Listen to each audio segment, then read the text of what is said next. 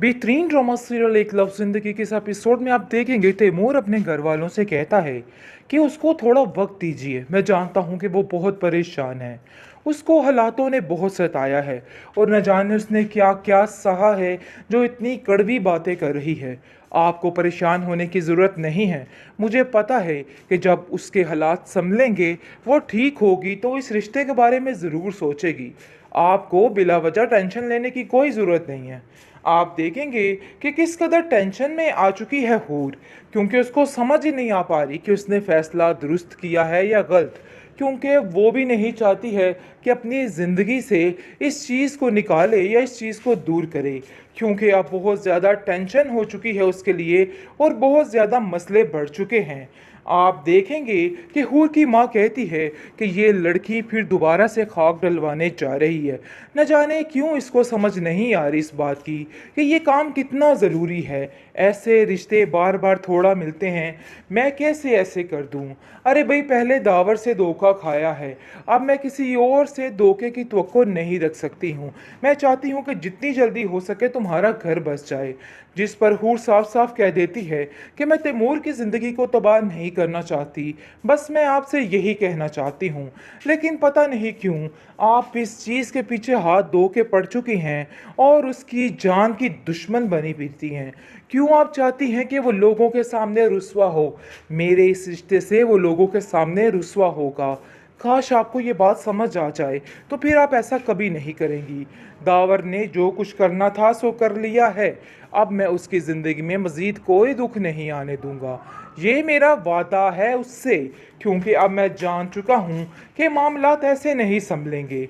उसको थोड़ा वक्त देना होगा दावर की यादों से बाहर निकलने का, क्योंकि दावर ने उसको बहुत अजियत में रखा था और ये चीज़ उसके लिए नाकाबिले बर्दाश्त थी, और जिसकी वजह से उसका हर एक पे एतबार उठ गया है।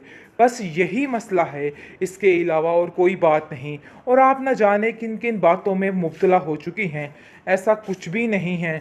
वो बहुत जल्द इस रिश्ते के लिए खुद हामी भर देगी, से ये सब कुछ करने पर मजबूर है, क्योंकि अब देखेंगे कि जिस तरीके से वो इस बात पर इनकार कर देगी और कहेगी कि मैं ऐसा नहीं करना चाहती। लेकिन इन सब चीज़ों में भी तैमूर का ही सारा मसला है।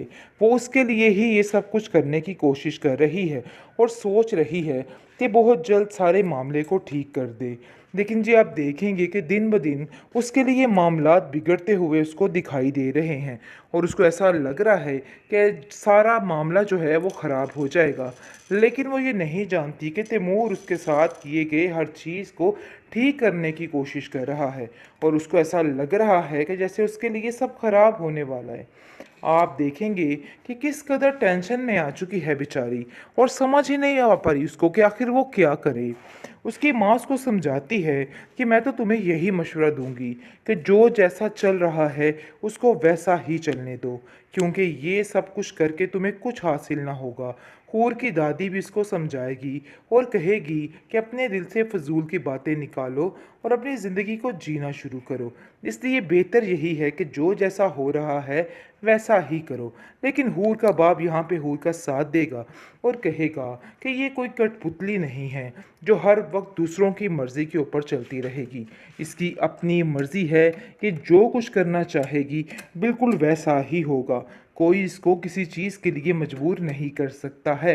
वो हूर को साफ साफ कह देती है, वो कह देता है कि हूर तुम्हें परेशान होने की कोई ज़रूरत नहीं है अब। हूर का इनकार तैमूर की जान न ले ले। ऐसा ही होने जा रहा है।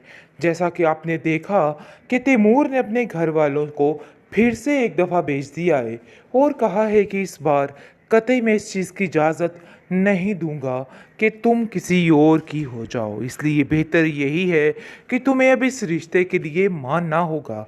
लेकिन ऐसा नहीं होगा। फिर से एक दफ़ा हूर इस तरफ इनकारी करेगी और कहेगी कि ऐसा नहीं हो सकता। लेकिन जी तैमूर की माँ उसकी मोहब्बत की, उसकी खुशी की भीख मांगने के लिए यहाँ पे आ पहुँची है और कहती है कि तुम मेरे बेटे के लिए हर किस्म की खुशी हो और मैं अपने बेटे की खुशी बर्बाद नहीं कर सकती। इसलिए बेहतर यही है कि चुप करके इन सब चीज़ों को मान जाओ। हूर की माँ गुस्से में आ जाती है और हूर से कहती है कि आखिर तुम्हारे इनकार की वजह पूछ सकती हूँ, क्यों तुम बात पे बात बिगड़ रही हो और उन लोगों को इनकार कर रही हो। देखो आगे कुछ भी अच्छा नहीं होने वाला है। अगर तैमूर ने हाँ कर ही दी, हामी भर ही दी, तो तुम्हें इस बात का मान रखना होगा। ये बातें तुम नहीं समझ पा रही हो। आगे से वो कहती है कि मुझे आपकी समझ नहीं आ रही कि आखिर आप क्या करना चाहती हैं, कब तक आप मुझे इस किस्म की बेबसी में रखना चाहती हैं। तैमूर कहता है कि अब तुम्हें क्या मसला है, तुम क्यों नहीं समझ पा रही इस बात को कि तुम्हें ऐसा नहीं करना है।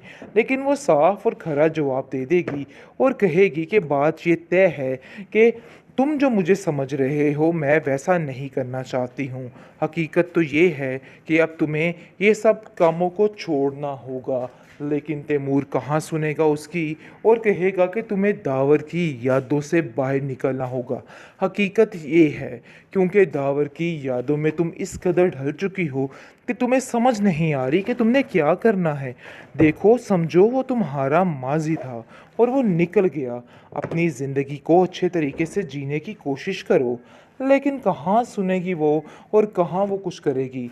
लेकिन अब देखने वाली बात है कि अभी भी वो तैमूर के बारे में अच्छा सोच रही है, जिसकी वजह से ये सब कुछ करने पर मजबूर है। क्योंकि अब देखेंगे कि जिस तरीके से वो इस बात पर इनकार कर देगी और कहेगी कि मैं ऐसा नहीं करना चाहती।